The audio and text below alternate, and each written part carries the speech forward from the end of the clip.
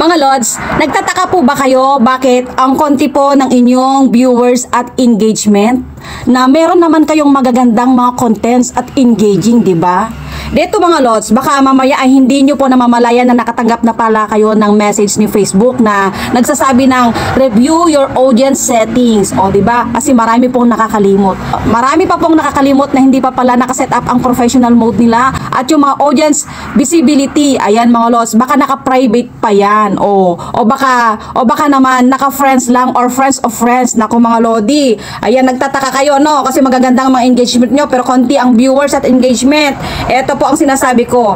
Ibig sabihin po niyan ay kailangan nyo pong i-check ang inyong mga audience settings at ilipat po sa marami pa pong hindi nakakaalam, lalong-lalo na po yung mga baguhan na nakakita po ng reels gumagawa na po agad-agad ng reels pero hindi pa po nakaset up pala ang kanilang mga professional mode at yung mga audience at saka yung mga audience dapat i-public nyo po yan para dumami po ang inyong mga viewers engagement, lalong-lalo na kapag meron po kayong mga engaging, o diba? Kasi eto po, si Facebook po ay sinasuggest din po ang ating mga contents po sa iba't ibang mga Facebook users, lalo na po sa mga content creator at yun po, sinishare din po nila. Lalo na po kapag maganda po ang inyong contents.